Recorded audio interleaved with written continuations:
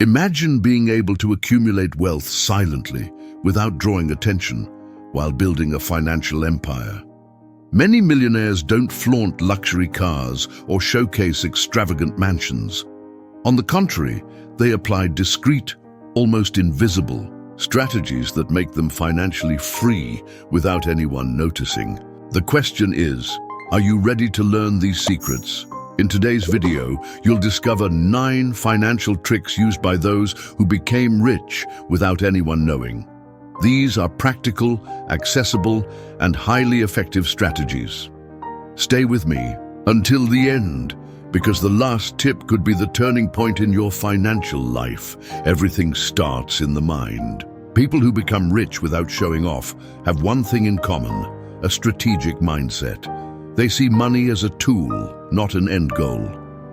While most people see money as something to be spent immediately, the truly wealthy see every cent as a tool to build a future of security and abundance. This is the difference between those who struggle to pay bills every month and those who build wealth silently and effectively. They follow a simple yet extremely powerful principle: spend less than you earn and invest the difference. But here's the detail that almost no one notices. This doesn't just mean saving, but creating a system where every dollar saved turns into an asset that generates even more money. The problem for most people is that they fall into the trap of immediate consumption. As soon as they receive money, they spend it on momentary pleasures. A new phone that promises to be revolutionary, but soon loses value. Designer clothes to impress others, but that bring no financial return. Expensive dinners that provide a momentary experience, but leave the bank account emptier. The discreetly rich do exactly the opposite. Before making any purchase, they ask themselves a simple question: will this bring me more money in the future, or just satisfy a passing desire? This simple shift in mindset separates those who silently build wealth from those who are always left behind. Now imagine 2 very different scenarios. Pedro and Lucas earn the same salary. Both have dreams, but they take different paths. Pedro decides to trade his car every 2 years, always financing it.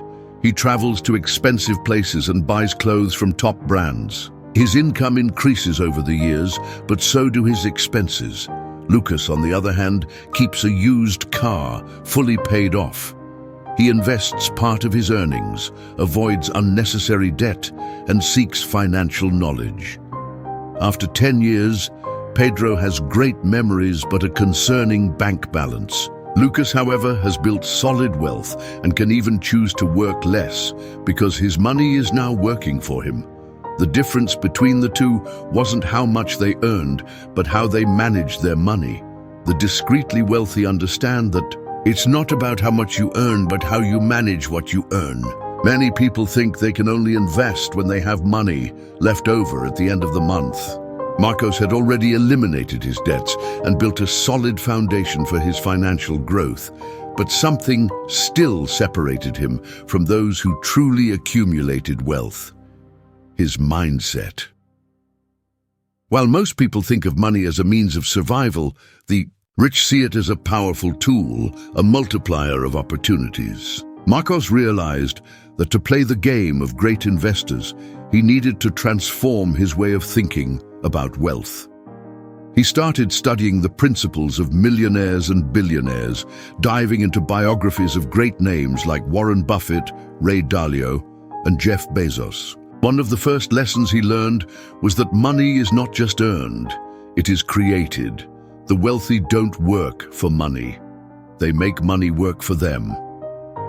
Marcos understood that financial freedom wasn't just about earning more, but about building systems that continuously generate wealth. He began changing his habits. Instead of thinking about how to cut expenses, he started asking himself how to increase his income. Instead of seeing investments as risks, he saw them as calculated opportunities. Another crucial point was developing a healthy relationship with money. Many people have limiting beliefs about wealth, thinking money is dirty, hard to get, or only comes to those who are born rich. Marcos realized these beliefs were rooted in his mind since childhood and needed to be replaced with a new mental program. He created a new mantra: money is abundant and available to those who know how to attract it. He repeated this phrase every day, reinforcing his new mindset. Additionally, he visualized his financial future clearly. He imagined himself living comfortably, free from financial worries, and with full control over how he spent his time. From that moment on, Marcos decided to act like a rich person before even having millions in his account. This didn't mean spending extravagantly, but making strategic decisions based on millionaire logic. He adopted the principle of leverage, using his time and skills to create multiple income streams, investing in his knowledge and finding opportunities where others saw none. He also started building a strategic network. He knew that the environment around him directly influenced his mindset, so he sought to be around people who thought big. He attended events, read networking books, and made sure to learn from those who had already reached where he wanted to be. Each new piece of information changed how he saw the world. Marcos realized that wealth is not just a destination, but a continuous process of learning and adaptation.